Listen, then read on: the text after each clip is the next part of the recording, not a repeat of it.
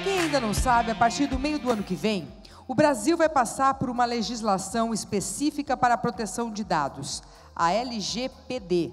Por isso, para desmistificar essa lei, é com alegria que eu chamo ao palco agora o doutor Leandro Miranda, que é autor do livro A Proteção de Dados Pessoais e Paradigma da Privacidade.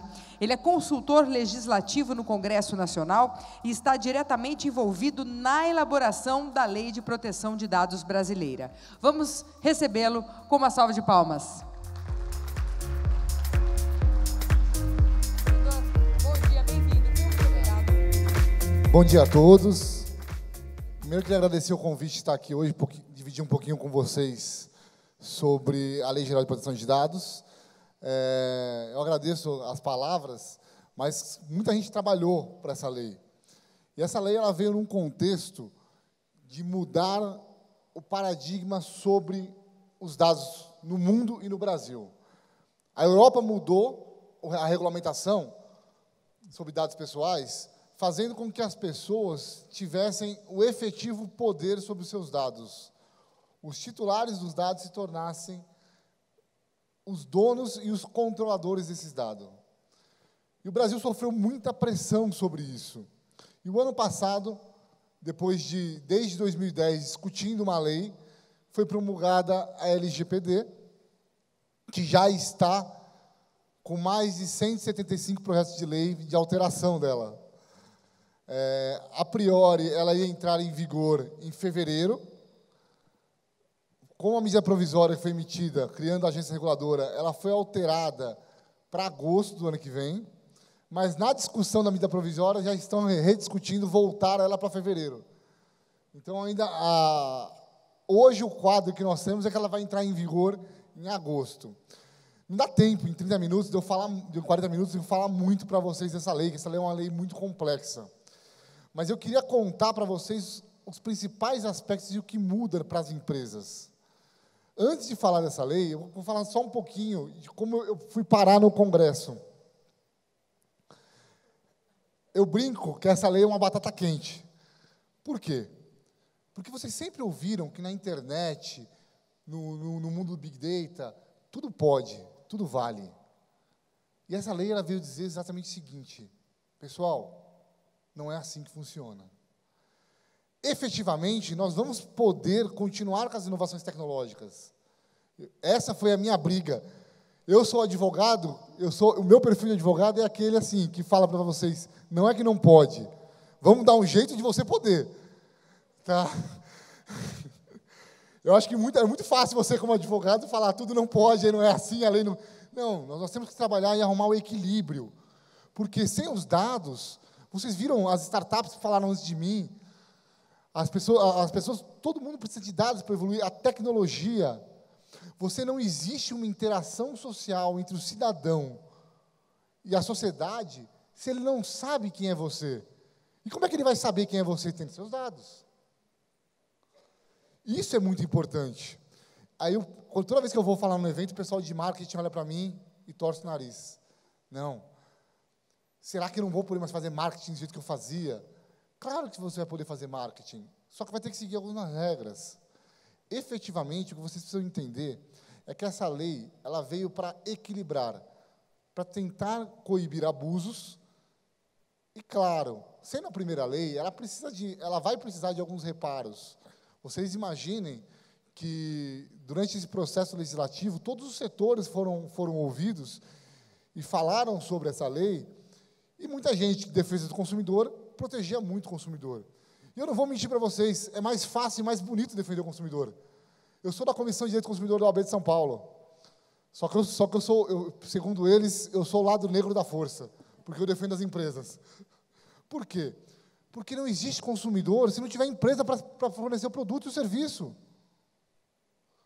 Se você não tiver emprego, que é a empresa que te dá, como é que você vai consumir?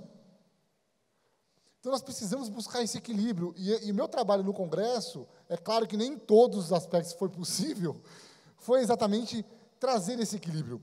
Eu trabalho com dados desde 2010. Eu comecei trabalhando para bancos, depois fui me especializando, eu fiz mestrado em Direito Internacional para verificar como que os dados influenciam na vida das pessoas e nas empresas. E como que isso é feito no mundo, a regulamentação disso. Através disso, eu consegui ajudar o Congresso. Eu publiquei um livro, que depois vai estar disponível para quem quiser, lá no fundo. Esse livro, ele trata exatamente de um panorama mundial e a evolução do que é privacidade, porque você precisa entender os conceitos sociais para você entender o que é a lei, como criar essa lei. E como essa lei tem que ser criada de uma maneira que não impeça a evolução econômica e tecnológica, que está aí. Se o Brasil criasse uma lei que impactasse demais a tecnologia, nós íamos ficar mais para trás do que nós já estamos, em alguns aspectos. Então, eu brinco que essa lei foi uma batata quente. Para vocês terem uma ideia, a Europa, o primeiro regulamento dela sobre proteção de dados, que é a Diretiva 95/46, ela é do ano de 1995. Quando ela entrou, a GDPR, que é o Regulamento Geral de Proteção de Dados europeu, ele entrou em vigor em maio do ano passado, e ele foi feito em 2016. Nós tivemos 2 anos de adaptação para as empresas. E eu falo para vocês, porque eu faço doutorado na Espanha, em proteção de dados, e as empresas não estão preparadas ainda. Nós já estamos quase há 1 ano da GDPR, e muitas empresas estão sendo penalizadas e multadas por não atenderem a norma, por não conseguirem atender a norma, por não darem a importância que tem que ser dado ao tratamento de dados pessoais. O Humberto da Assertiva, está por aqui? O Humberto, ele tem essa preocupação de trazer para vocês esse trabalho de conscientização, porque agora nós vamos ter que virar uma chave para dizer o seguinte: nós vamos continuar inovando, nós vamos continuar vendendo, mas agora nós temos regras a seguir. Nós não vamos poder fazer de qualquer forma. Essa lei, ela atrai todos os dados pessoais. E o que são dados pessoais, efetivamente? A quem essa lei vai atingir? Será que todo dado é considerado um dado pessoal? Essa lei, ela se aplica a todas as empresas, e não só empresas de tecnologia. Imaginem o seguinte, pessoal. Essa lei, ela vai se aplicar a qualquer pessoa física ou jurídica que comercialize, que tenha lucro e utilize dados, que identifique uma pessoa ou que, através desses dados, possa identificá-la. Isso se aplica ao poder público e a todas as pessoas privadas. Leandro, mas como é que uma pessoa física vai cumprir uma norma? Ela trabalha com dado pessoal? Alguém aqui, não precisa fazer merchandising, alguém aqui vende Avon? A Natura, alguma coisa assim? Essas pessoas que fazem venda desses produtos, elas usam seus contatos para comércio. A partir do momento que você usa um dado, ainda que seja pessoal, para ter lucro com ele, qualquer que seja, e lucro não é só dinheiro, é um benefício através dele, já é considerado a utilização de dados pessoais para fim dessa lei. Você só não vai ser considerado dado pessoal a sua agenda de telefone celular, por exemplo, dos seus amigos, que você não liga para fazer negócio, você liga para situações pessoais. Se você ligar e utilizar os dados que lá estão, que possa identificar aquela pessoa para fazer qualquer tipo de negócio com ela, aquele dado é protegido por essa lei. Veja a extensão. Aí você vai falar para mim: Leandro, a minha empresa não trabalha com consumidor, então eu não tenho dado pessoal. Não tem? Você não tem funcionário? Porque o dado de todos os funcionários de todas as empresas são dados pessoais. E os RHs vão ter que se adequar a essa lei. Será que aquela avaliação que nós fazemos dentro da empresa, de desempenho do funcionário, que dá uma qualificação para ele, que dá um posicionamento da postura dele, e que é possível identificá-lo, não é um dado pessoal? Não é uma coisa que liga você diretamente à pessoa? Veja, a principal definição que vocês têm que ter da lei é o que é o dado pessoal. O dado pessoal é toda informação que possa identificar uma pessoa ou com, através de acréscimos de outros dados, fazê-la com que ela seja identificada. Vou dar um exemplo muito simples para vocês. Se vocês pensarem esse terno azul, se eu falar esse terno azul, vocês conseguem saber que ele é meu? Não. Só que se eu tiver acesso ao sistema da loja, no dia da compra, Quantos ternos azuis foram comprados? Quantas pessoas compraram aquele terno? E quais foram os CPFs que compraram aquele terno? Você não consegue me identificar? Veja a extensão do que é um dado identificável. Eu falei no primeiro momento, só o terno. Só o terno não é identificado. Você é considerado, não se aplica a lei. Mas a partir do momento que você agrega outros fatores, outros dados, que possibilita você chegar na pessoa, esse dado passa a ser identificável. E aqui nós estamos falando de todos os tipos de tecnologia. Banco de dados. Eu trabalhei, para vocês saberem, num dos maiores bancos de dados do Brasil. Eu fui coordenador de dados pessoais jurídico deles, durante 8 anos. E nós tínhamos muita discussão, por exemplo, sobre quais dados efetivamente seriam considerados dados pessoais, porque nós temos uma coisa chamada dado anônimo, e essa lei ela trata disso. E o dado anônimo, que impossibilita você de identificar a pessoa, se eu falar um terno azul, em tese, não identifica ninguém. Então, ele não se aplicaria à lei. Durante muito tempo, nós discutimos quais dados e qual é a extensão da anonimização para não chegar nas pessoas. Eu vou te responder isso, mas não agora. Mas só para vocês imaginarem, a Assertiva trabalha com muitos dados. Vocês estão acostumados a trabalhar com dados de pessoa. O marketing, para fazer a propaganda, tem que trabalhar com os dados das pessoas. O pessoal de vendas, que eu vi aqui no começo, ele tem que trabalhar com os dados das outras empresas e dos funcionários das outras empresas. E será que essa lei ela veio para dificultar isso ou simplesmente para regulamentar, para evitar que abusos fossem feitos? E é aqui que nós vamos ver. Antes de entrar no mérito de como você vai poder usar os dados, eu quero que vocês tenham em mente uma segunda definição, que é o dado sensível. O dado sensível, ele é considerado mundialmente um dado que tem um poder de ferir a pessoa. Leandro, como assim um dado de poder de ferir a pessoa? Ele é um dado que lhe dá o condão de atingir as opções da pessoa. Uma regra simples para vocês entenderem o que é o dado sensível.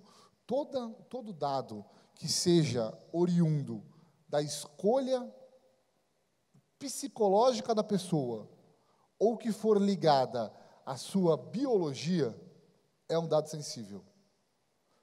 Pensa assim, quando vocês escolhem um clube de futebol, vocês escolhem porque vocês se identificam por ele.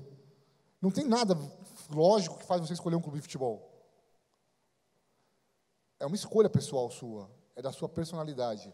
Quando você decide sua sexualidade, sua religião, são dados que, em determinados grupos, eles podem ser utilizados para atingir você, te atacar, te perseguir, criar uma segmentação. Não sei se vocês sabem, mas na Segunda Guerra Mundial, a Alemanha ela começou a segregar os judeus, porque houve um censo mundial, um censo alemão, desculpa, em que neles, o governo alemão exigiu que se identificasse a religião das pessoas.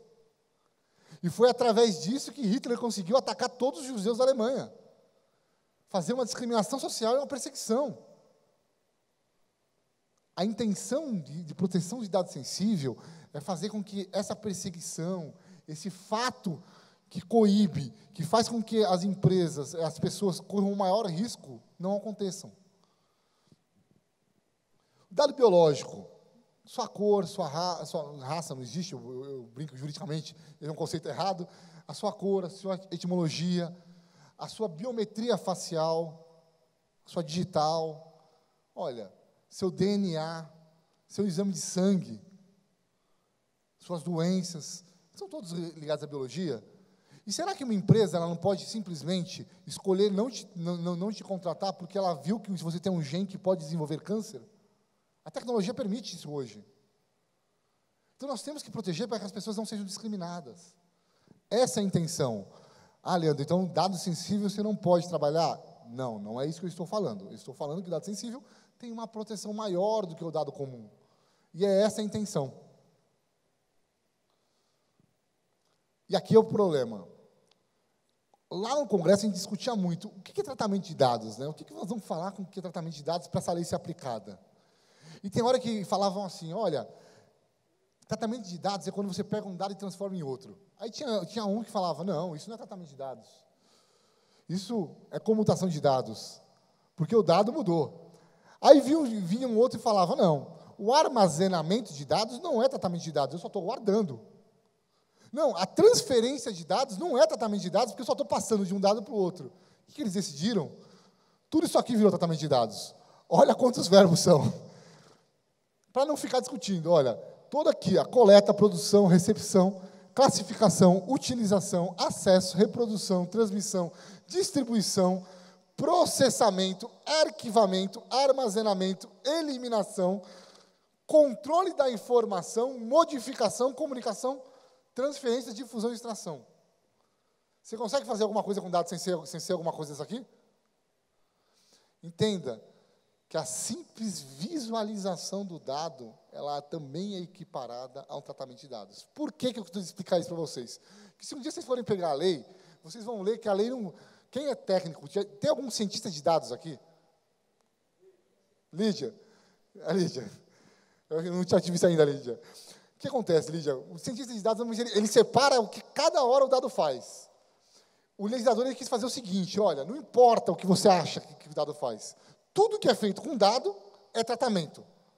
Mesmo que tecnicamente esteja errado esse conceito. Mas para a lei é isso. E aí isso influencia muito. Por exemplo, no vazamento de dados. Uma pessoa que não tem que ter acesso a um determinado dado, a um determinado sistema, se ela acessa indevidamente o sistema, eu não estou falando que ela copiou, que ela roubou, eu não estou falando que ela destruiu o dado, que ela simplesmente divulgou o dado. Ela simplesmente olhou o dado. Para a lei, já é um vazamento de dados. E isso não é para o Brasil só, isso é para o mundo todo. As principais legislações do mundo tratam o acesso indevido a dados como um tratamento de dados.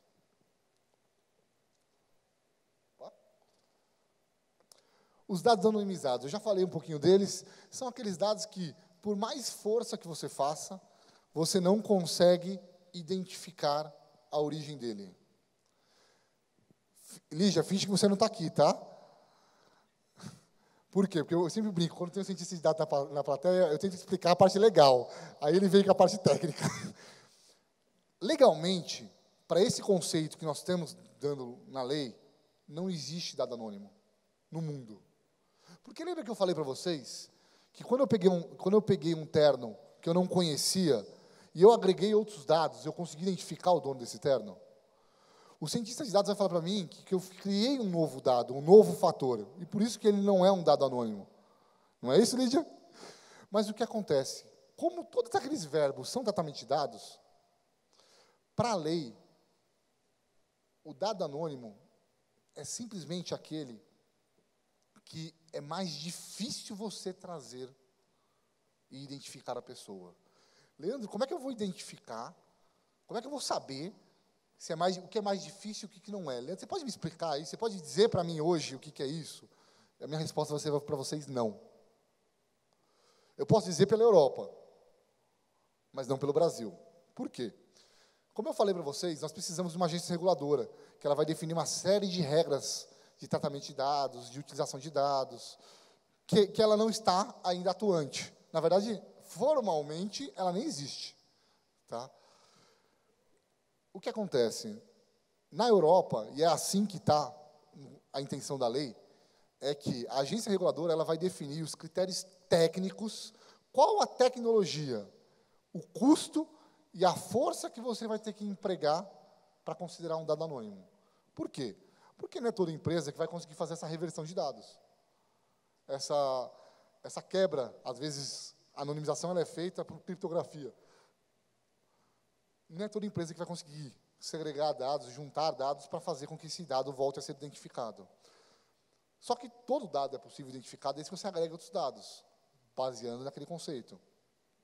Então, o que é? A agência reguladora vai dizer, olha, usando essa tecnologia, daqui para baixo, ele vai traçar uma linha e falar, aqui é dado anônimo, daqui para cima não é. Eu sei que é muito hipotético isso, mas é que a gente precisa de uma definição da agência reguladora para poder dizer para vocês efetivamente o que é. Titular dos dados. Vocês vão muito ouvir falar de titular dos dados. O titular dos dados é quem é dono do dado. As empresas não são donas dos seus dados. Apesar de elas controlarem, terem seus dados em si, o dono do seu dado é você. Você vai ser o maior fiscalizador do que fazem com os seus dados. E é essa a intenção da lei. E de todas as leis que vão vindo na Europa, até nos Estados Unidos eles estão regulamentando isso. Qual é a intenção deles? É dizer o seguinte: você, pessoa física, a partir de agora vai controlar o que vão fazer com os seus dados. E as empresas vão ter que prestar contas do que fazem os seus dados. Hoje, por exemplo, o artigo 43 do Código de Defesa do Consumidor, ele fala que, quando a empresa abrir um cadastro, ela tem que mandar uma notificação para vocês. Quem já recebeu uma notificação, sem ser do SPC do Serasa, de dívida, que essa não conta, para dizer que a empresa está abrindo um cadastro de vocês? Alguém recebeu? Ninguém recebeu. Porque a lei é de 1990, existe, determina que as empresas façam isso, mas ninguém faz. E o judiciário entendeu que o 43 do Código de Defesa do Consumidor só tem que se aplicar para o cadastro negativo, para o SPC e para o Serasa. Só que a lei não fala isso. Ela fala cadastro de pessoas, de dados pessoais, fichas, aberturas e cadastros de consumo.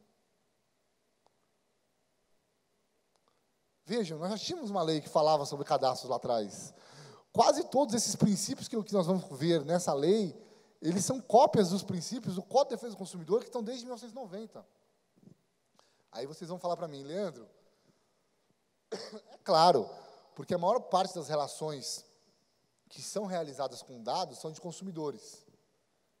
Eu vou falar para você que é mais fácil vocês verem assim, mas isso não é totalmente verdade.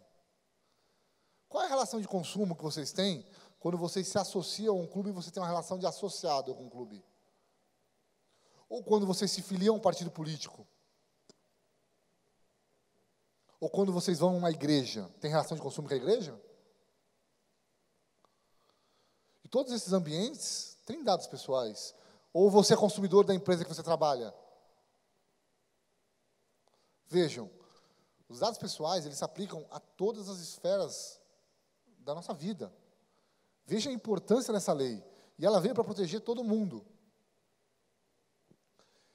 E as empresas, elas passaram de ser donas dos dados para serem a controladora dos dados. Ou seja, aquela empresa que armazena o seu dado, ela passa a ser denominada a controladora, porque ela tem um controle provisório, mas é o controle dos dados. Por que provisório? Porque existem uma série de regras que a empresa pode perder esses dados. Ou você mesmo, que deu autorização para ela, pode simplesmente tirar essa autorização. E a empresa não vai poder ter esse dado mais com ela. O operador. Existem algumas empresas que elas não foram elas que coletaram o dado no mercado, mas elas simplesmente vão ajudar uma empresa em alguma atividade. Eu vou dar um exemplo aqui para vocês do Facebook. Imagina o Facebook. O Facebook coleta muito dado? O que vocês acham? Muito, né? Então, o Facebook, ele é um controlador, certo? Legal. E aí veio o Facebook. Ele tem muito funcionário? Acho bastante, né? Esse funcionário, eles vão receber. E vamos dizer que o Facebook, a título de exemplo, ele contrate uma empresa de RH para fazer a folha de pagamento deles. Porque eles, olha, o meu negócio é as plataformas. Essa parte legal, eu vou terceirizar toda. Então, eu vou contratar uma empresa de RH, ela vai fazer a folha de pagamento e vai pagar meus funcionários. Ela vai dizer para quem eu tenho que pagar, quanto eu tenho que pagar, e eu vou pagar. Essa empresa, ela vai receber os dados do Facebook, de quem são os funcionários dela. Foi ela que coletou esses dados? Ela que é a responsável pela utilização desses dados? Porque ela não vai fazer só o que o Facebook mandou fazer. Então, ela vai ser uma operadora, ela vai agir em nome do Facebook. Ela vai fazer o processamento da folha de pagamento em nome do controlador. Então, a operadora é uma empresa que ela vai atuar com dados, na cadeia de dados, mas ela não é a responsável direta pelo dado. Porque ela simplesmente vai agir em nome de quem é o responsável pelo dado. Tanto que na Europa, o controlador não tem o nome de controlador, tem o nome de responsável. E aí nós temos uma figura que é o encarregado. Eu brinco que Portugal e Brasil estragaram o nome do cargo, né? Eu seria considerado encarregado aqui. Na Europa nós chamamos de DPO, que é o Data Protection Officer. Eu sou DPO pela agência espanhola. Tá? Eu tenho autorização de representar empresas na Espanha. E lá, na Espanha, se chama de delegado de proteção de dados. É o mais bonito, né? Que encarregado. Encarregado parece aquele que carrega, né? Na Europa, nos países de língua inglesa, é o Data Protection Officer, oficial de proteção de dados. E aqui no Brasil optou por encarregado.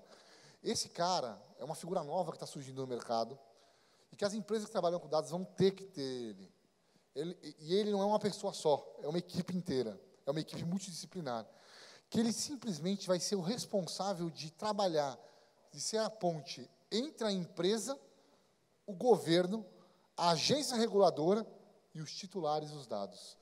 Ele é o responsável, é o fiscalizador da empresa. Ele vai dentro da empresa dizer, analisar os departamentos e verificar se todos os departamentos estão seguindo as diretrizes legais, se eles estão seguindo a lei, se eles estão respeitando a finalidade do dado, que eu vou falar daqui a pouquinho, a coleta do dado está sendo correta, ele vai certificar. E, para isso, ele tem que ter uma série de poderes. Dentro da medida provisória, a 865, que está sendo votada agora, está indo para plenário, ela fala que ele tem que ser apartado da estrutura da empresa. Para vocês terem uma ideia, ele não é um profissional de compliance, porque ele também vai fiscalizar o compliance, para ver se o pessoal de compliance está seguindo as regras que eles mesmos criaram. Então, ele vai olhar para o marketing, para o RH, para o pessoal de vendas, o pessoal de atendimento ao consumidor, o pessoal a empresa inteira, desde se for empresa de transportes, desde do motorista até o rapaz que carrega o caminhão. Se todos os dados estão sendo coletados e trazidos, e é ele que vai certificar. Ele tem que ser um misto de profissional que conheça a lei e que conheça tecnologia, porque ele vai ter que implantar uma série de regras de tecnologia também. E aqui é o segredo dessa lei. Para você trabalhar com dados pessoais, você precisa ter uma autorização legal. E a lei, ela traz 10 hipóteses para nós de autorização. E nós vamos ver essas hipóteses agora. Quer dizer, você só pode tratar dados pessoais se você tiver em uma dessas hipóteses. E quais são essas hipóteses? A primeira delas, que é a mais importante, é o consentimento. Leandro, o que é o consentimento? É você autorizar. Se você autorizar a empresa a ter o dado, ela vai poder trabalhar com o seu dado, ainda que sensível. Se você não autorizar, a empresa não vai poder. Porra, Leandro, agora você me ferrou, né? Porque eu coleto dado e eu preciso de autorização das pessoas.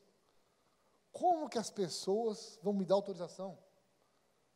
Por exemplo, vocês acham que se eu chegasse para vocês como SPC, Serasa ou SCPC, me dá autorização para botar seu nome lá? Vocês iam me deixar? Foi exatamente isso que aconteceu com o cadastro positivo, pessoal. Eu também participei da criação da lei do cadastro positivo. O que aconteceu? O Brasil optou por um sistema que só poderia ser agregado ao cadastro positivo se as pessoas autorizassem seu ingresso. Só que nós vivemos numa cultura, infelizmente, que nós não temos uma cultura massificada de confiança. Nós não temos uma cultura econômica massificada. Isso é um problema que é causado por 2 fatores. Primeiro, pelo governo, que não incentiva e educa as pessoas. E o segundo, por nós mesmos, empresas. Porque nós falhamos também em mostrar para as pessoas que elas podem confiar em nós. O cadastro positivo foi o maior exemplo que não funcionaria. Por quê? O cadastro positivo é uma lei de 2011, com um regulamento de 2012. E até o ano passado, nós tínhamos só 2 milhões de pessoas inscritas. Num país de 250 milhões. Por quê? Porque se precisava, antes da alteração da lei, que a lei foi alterada esse ano, ele precisava da autorização das pessoas. E ele não funcionou por conta disso. Por isso, nós brigamos muito. E no Congresso, nós conseguimos mais 9 bases legais que eu posso tratar o seu dado sem a sua autorização.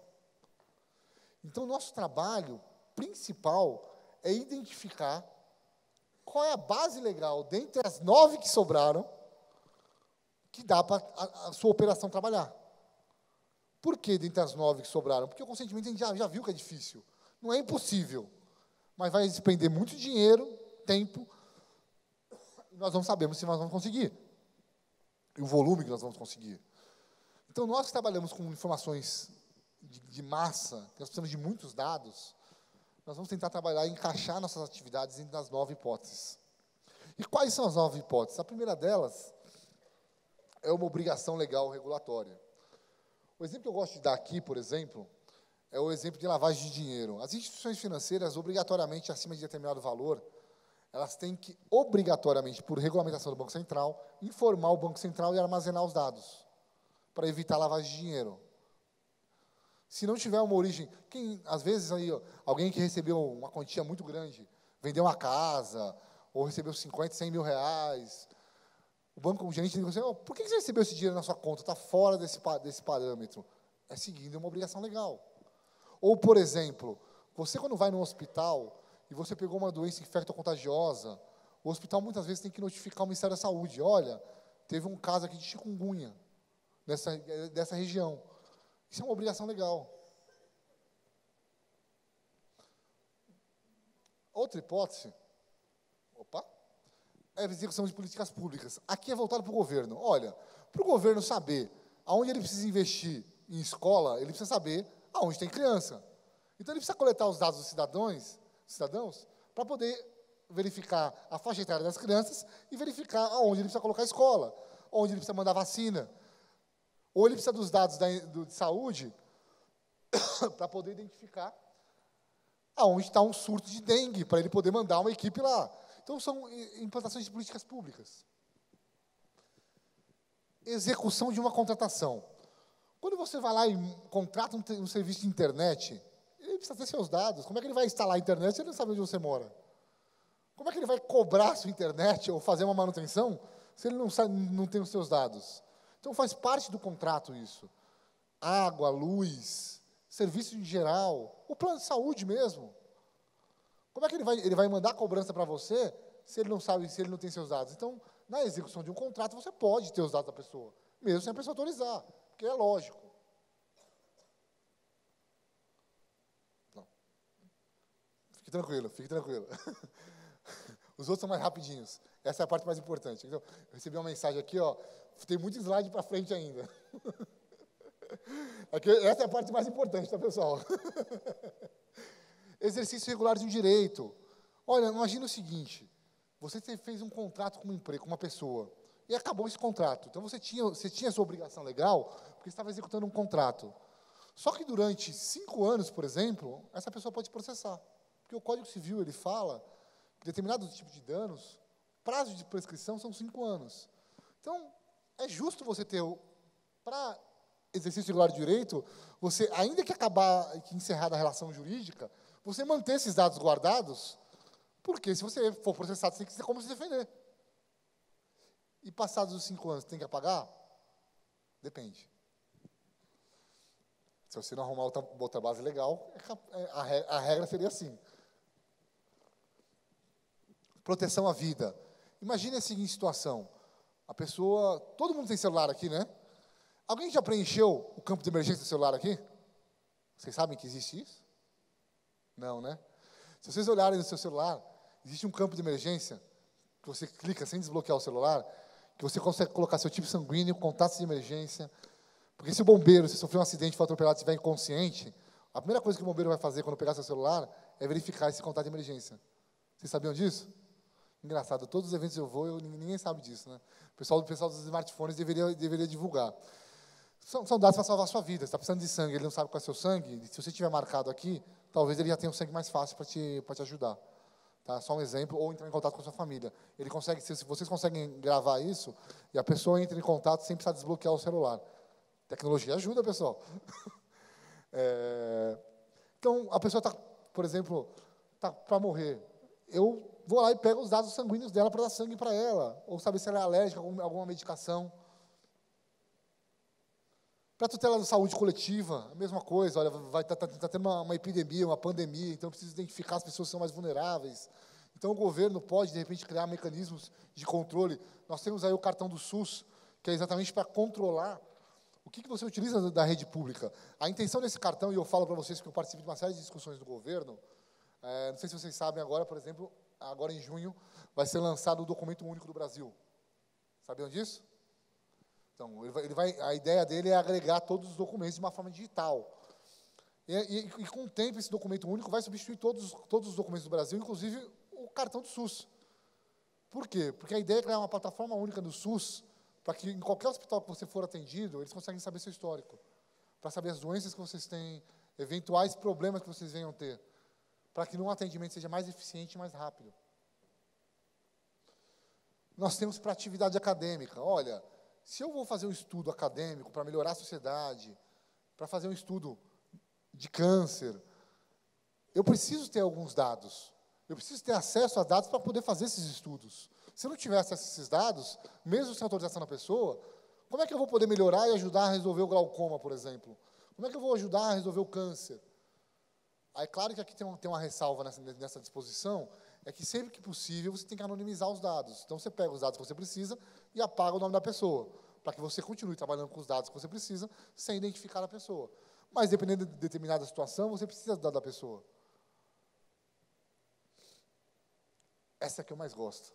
Para a proteção ao crédito. O que é a proteção do crédito? Alguém pode me definir?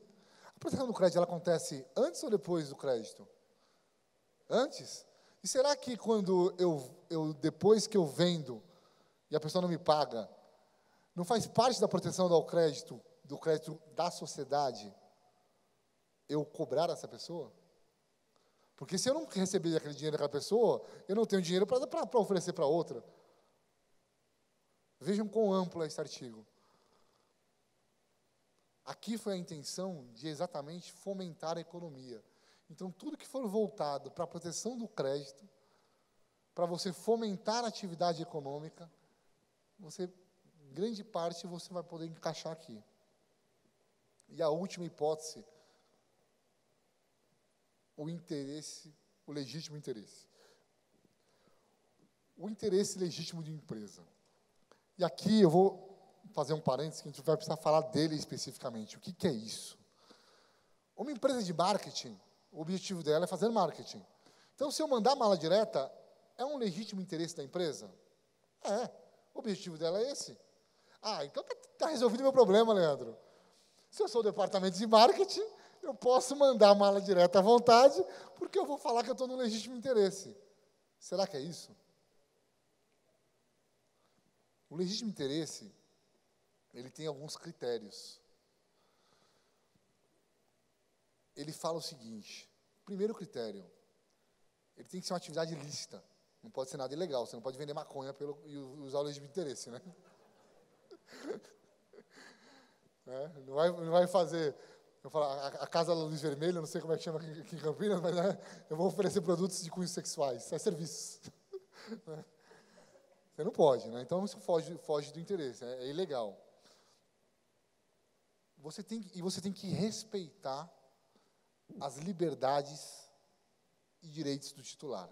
E aqui que mora o problema. Por quê? Porque nós temos que procurar, a lei o tempo inteiro, ela procura o equilíbrio entre a proteção dos direitos e liberdades individuais das pessoas e a proteção da inovação, o legítimo interesse. O legítimo interesse ele veio para dizer o seguinte: a inovação, quando você não tiver espaço em nenhuma das outras hipóteses, nós vamos trabalhar a inovação, as startups, as high-techs, as legal law, a legal techs, e todos os produtos, nós vamos tentar adequar aqui. Porque nós não temos como prever o que a tecnologia vai trazer. E nós não podemos impedir que a tecnologia traga, mas a gente tem que trazer alguns limites. E a lei ela veio trazer esses limites. Leandro, você gostou desse artigo? Não. Leandro, você brigou para mudar esse artigo? Briguei, mas eu perdi. Tá? Deixar bem claro, eu não gosto dele, mas é importante que ele esteja aqui. Eu acho que a redação poderia ter sido melhor, mas é um ganho já nós conseguimos colocar isso aqui. Por quê? Porque a primeira situação que nós temos que observar do que é um legítimo interesse é uma finalidade legítima. É aquela situação que eu falei para vocês. Vocês não podem fazer nada ilícito, né? Se a lei não proíbe vender entorpecente, você não pode falar que é legítimo você vender entorpecente. Outra situação para armazenamento de dados ou tratamento de dados, a situação tem que ser concreta. Você não pode simplesmente falar que está armazenando um dado, porque se um dia você quiser fazer tal coisa, você já está com um dado. Não, não pode. Você tem que estar efetivamente utilizando esse dado, quaisquer que seja. Você tem que ter uma situação que efetivamente esteja no seu negócio, na sua atividade, na sua cadeia de produção. Não pode ser subjetivo isso. Tem que ser expresso. Porque quando vier a fiscalização vai perguntar, tá bom, você tem esse dado para quê? Ah, porque se eu quiser... Não, se eu quiser não, você não pode ter esse dado.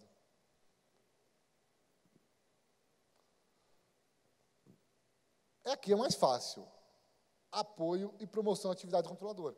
É claro, se é uma atividade legítima, você não vai armazenar dado que não serve para nada para você, né? Você vai armazenar alguma coisa dentro da sua relação, da sua atividade. Então, você vai fazer o quê? Vai armazenar o dado do pessoal de marketing? Vai armazenar os dados dos consumidores para mandar marketing. Então, isso é fácil de atender. O problema é o próximo. Que nós temos que atender uma situação que beneficie o titular dos dados. Não é muito subjetivo falar em benefício, porque a pessoa pode entender que ela foi prejudicada em vez de beneficiada.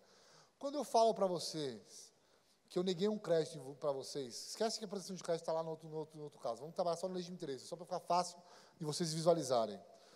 Se eu falar para vocês que eu neguei um crédito para vocês, porque eu tenho dados de vocês que mostram que vocês devem demais, a pessoa vai se sentir prejudicada, não vai?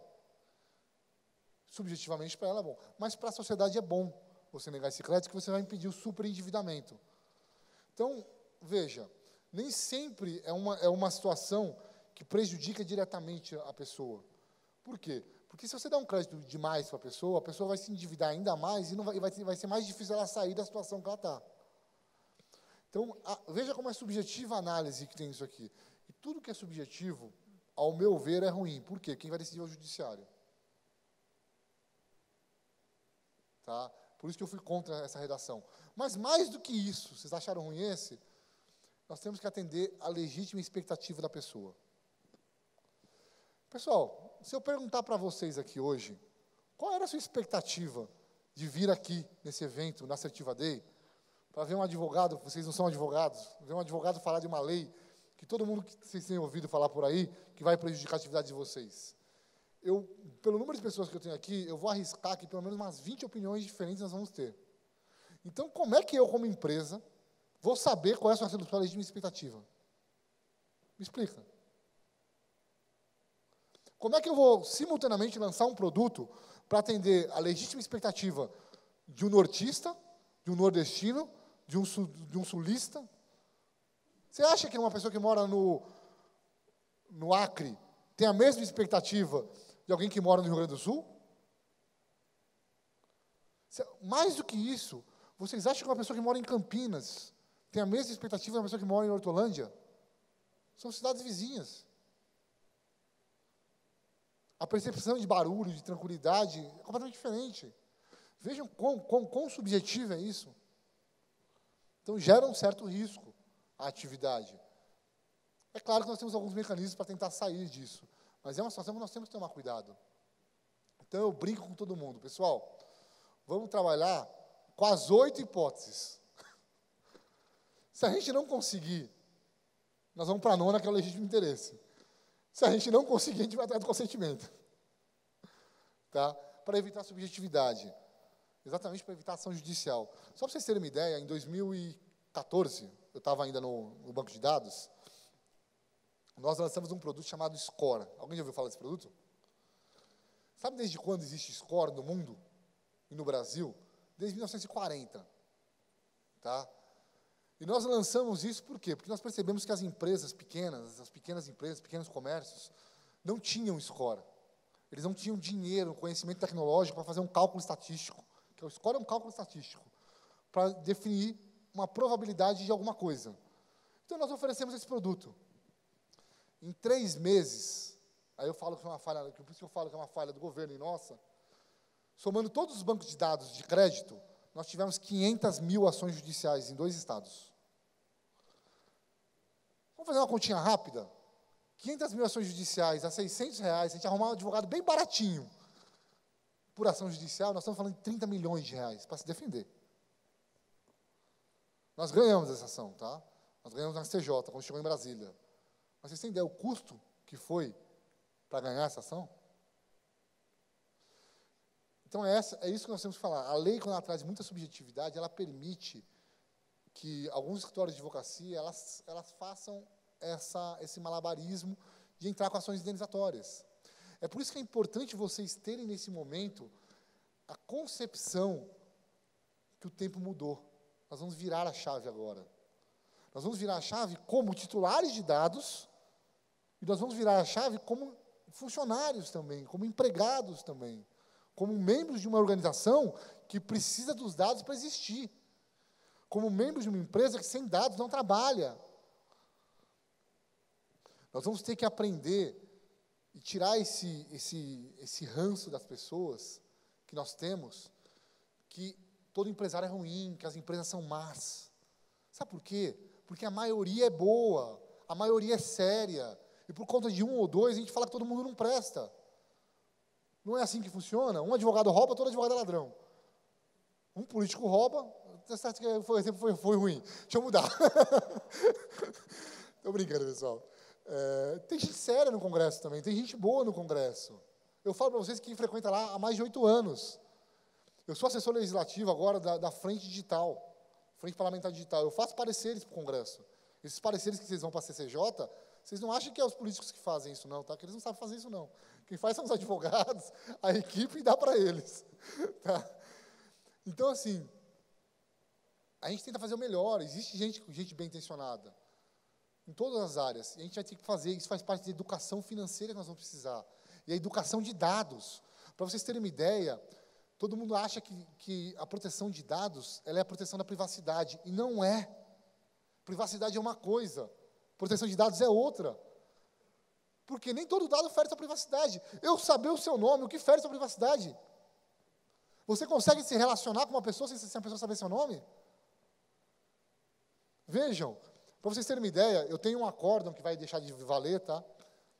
Que ele é do ano passado, do ano passado, não, 2016, que a empresa que eu defendi, ela tem autorização para vender nome, CPF, RG, endereço, telefone de todo mundo. De todo mundo. Eu tenho autorização judicial para isso. O Ministério Público tentou impedir a empresa de vender e eu ganhei essa ação. Por quê? Porque aonde fere a privacidade? É claro que quando essa lei entrar em vigor, esse acordo vai deixar de valer, porque tem novas regras agora. Mas veja, vocês vão entender que privacidade é um direito que ele é subjetivo. Eu vou dar um exemplo para vocês aqui dentro. Quem é que usa muita rede social? Por favor, levanta a mão aqui para mim. Agora, dentro dessas redes sociais, quem é que usa o Twitter? Vocês são já menos gente. Vocês que usam o Twitter, vocês postam muito mais coisa do que quem usa o Facebook. Por quê? Porque a pessoa que usa o Twitter é uma pessoa que é publicamente exposta. Agora você imagina, meu avô, que nem sabe mexer no computador, acho que ele não sabe nem o botão que liga. O conceito de privacidade para ele vai ser o mesmo que para uma pessoa que usa o Twitter? Não vai. É essa a sociedade que nós estamos vivendo hoje.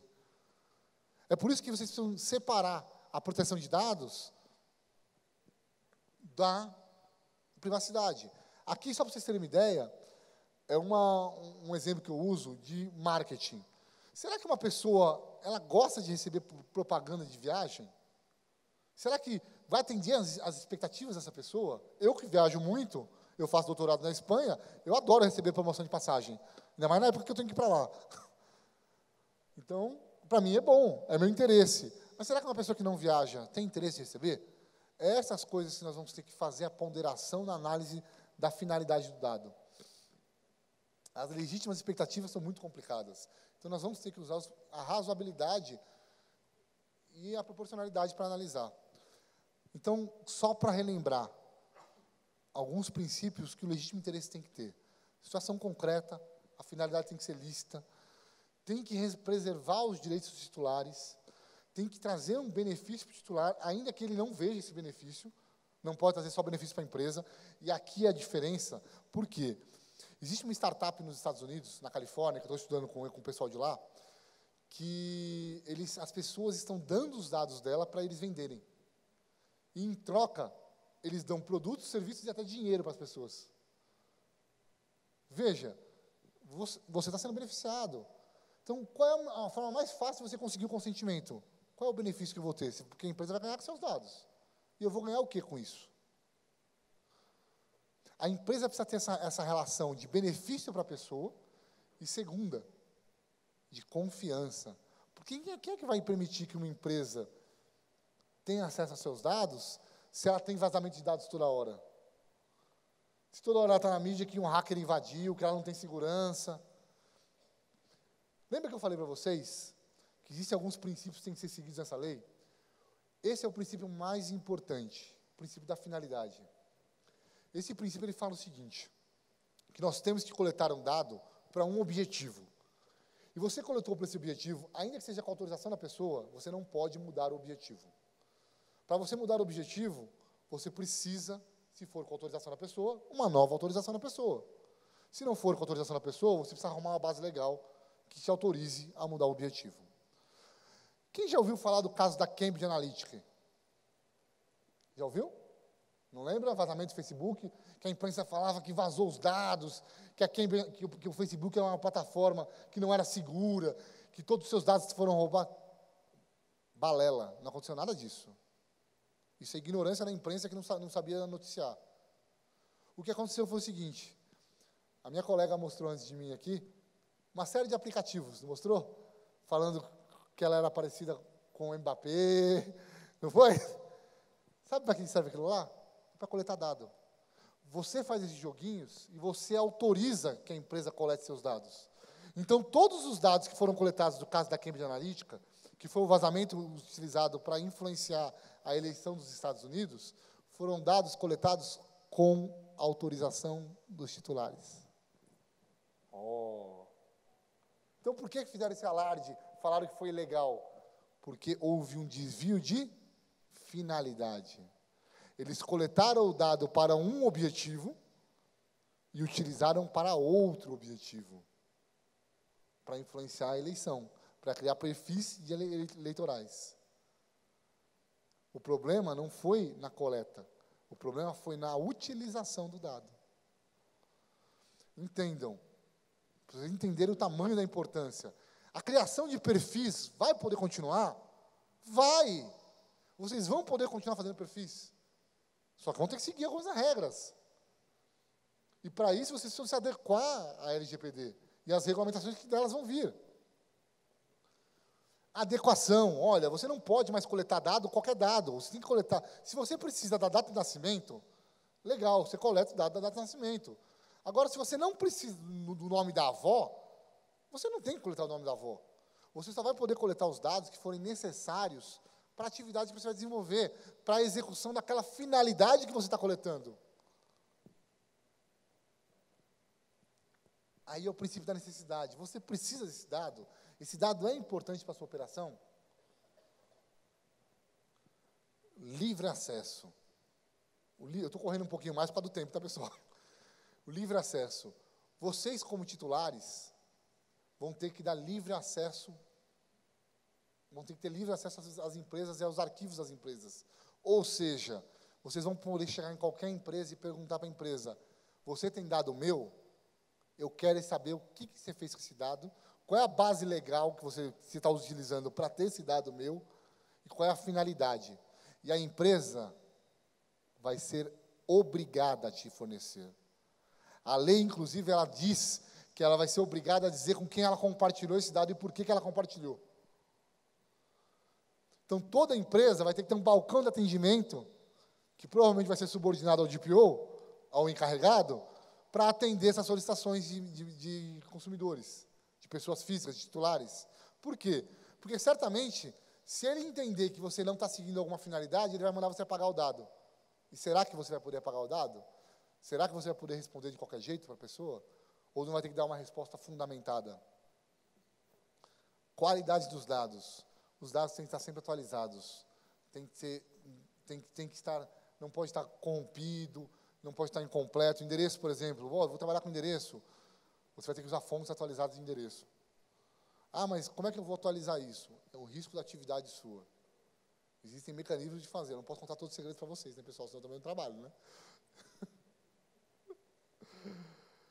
Princípio da transparência. Isso já existia no Código de Defesa do Consumidor. Lembra que eu falei para vocês que quando abria um cadastro, as empresas tinham que notificar a pessoa? Era para avisar que está abrindo o cadastro. Ninguém fazia isso. Mas aqui, eu não sei como vai ser regulamentado isso ainda. Em alguns países da Europa, por exemplo, quando você entra no site do país, você digita o número do seu documento para saber se aquela empresa tem ou não seus dados. E aí, se ela tiver, ela libera o relatório de dados, que conforme a regulamentação do país. Que é o que eu acho que vai acabar acontecendo aqui também. E a segurança. Olha, se você está com os dados das pessoas, os dados não são seus, você tem que ter um sistema de segurança que impeça invasões, roubos, acessos indevidos, destruição. Tem que usar métodos de segurança tecnológicos. É o security by design. Quem gosta de ficar falando inglês. A prevenção. Você tem que adotar medidas de prevenção e estar sempre atualizando políticas de segurança, políticas de acesso, verificação de se o funcionário precisa ou não ter acesso àquele dado, se não faz parte da atividade dele, ele não pode ter acesso. Tá? E não pode ter dados que discriminem. Lembra os dados sensíveis? Que eu falei para vocês? Eu não quero vender para corintiano, porque corintiano não paga. Só brincadeira, tá, pessoal? Não me processem. Tá? Então, eu não vou fazer isso. Você pode usar o dado sensível, mas você vai ter que mostrar que você não está usando ele como uma maneira de discriminação. E você tem que prestar contas. Você tem responsabilidade tanto com os titulares, que é a prestação das contas do relatório, quanto com a autoridade reguladora. Quem vai fiscalizar isso, Leandro? Quem vai fiscalizar são vocês, os titulares, são as autoridades, a autoridade reguladora, que ela vai fazer a fiscalização, o Ministério Público e os órgãos de proteção ao consumidor. A lei ela permite que essas 4 entidades, simultaneamente, considerando vocês, possam fazer a fiscalização. Os direitos dos usuários são os mesmos. Tem direito de confirmar as informações, de ter acesso, de corrigir, de anonimizar quando não precisar, fazer a portabilidade. Portabilidade de dados, pessoal. Eu não quero que meus dados estejam com a empresa A, eu quero que ela esteja com a empresa B. Você vai na empresa A e fala, olha, eu autorizei você ter meus dados. Agora apaga tudo e manda para a empresa B. Imagina, tirar meu nome do Serasa e botar no SPC. Que legal. Eu não gosto de dever para o Serasa, eu quero dever para o SPC. É quase isso, tá, pessoal? Você vai poder autorizar, por exemplo, a empresa ter acesso aos seus dados, mas você não quer autorizar que ela compartilhe. Você vai poder vetar o compartilhamento. Você pode negar o consentimento. Falar, não quero dar autorização. E você não vai poder ser prejudicado, não vai poder ter negado acesso a produtos e serviços se você negar o consentimento. Você vai poder ter pagar um pouco mais caro, não ter benefícios, mas você não vai poder ter negado o acesso ao produto. E a revogação do consentimento tem que ser simples. Bom, a primeira coisa que você tem que fazer, falta 50 segundos, eu vou passar voando, é identificar a base legal que você vai trabalhar. Dentro daquelas 10 bases, 8 primeiro, vamos começar para aquelas 8. Olhamos aquelas 8, identificamos, não identificamos, vamos para a 9ª, senão vamos ter que pegar o consentimento. Não trabalhem sem base legal, isso é ilegal e vai trazer multa. Para vocês saberem, a legislação ela prevê multa de até 50 milhões por ato infracional. Tá? Imagina a empresa tomando uma multa de 50 milhões. Na Europa, são 20 milhões ou 4% do faturamento mundial da empresa. Tá? O que for maior. Você verificou que, que aquele dado não tem uma base legal? Separa ele, segrega e vamos ver o que vamos fazer com ele. Sempre anonimize os dados quando for possível. Mapeie os seus fornecedores e acompanhe a entrada e saída de dados. Crie mecanismos para modificar a política de uso de privacidade da empresa. Verifique, revise a política de privacidade, a política de uso dos dados. Entenda, todas as empresas vão precisar atender os titulares. Então, agora, as empresas vão ter que se preparar para ter essa viés de mão dupla. Pessoal, eu não acho que é simples atender os titulares, porque nós vamos lidar com pessoas de todos os ramos sociais, pessoas muito humildes, e aquele cara que é muito rico, que tem instrução, mas é um cri-cri. Então, tem que ter um departamento específico para isso, não dá para jogar na rotina do dia. E outra, não precisa de dado, não deixe dados dentro da empresa que vão trazer riscos para a empresa. Se for necessário, elimine.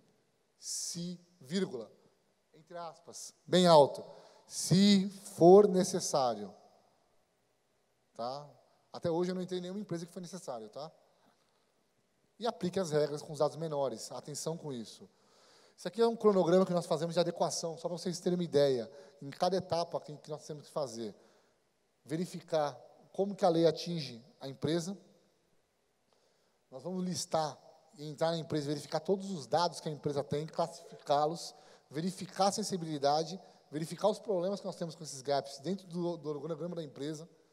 A partir daí, nós vamos adaptar o cronograma da empresa, o organograma, sistemas, para regularizar. E o mais importante, que já é o que sua empresa está fazendo aqui, é a última etapa, é capacitar vocês. Porque sem vocês terem essa consciência, a sua empresa não vai conseguir atingir isso. Bom, esse aqui eu vou pular, que é só autoridade. As sanções administrativas eu já falei, que é a multa de 50 milhões, tá? Além das ações do Ministério Público. Eu queria agradecer para vocês, quem entrou até o final aí, eu sei que está todo mundo com fome, espero ter contribuído.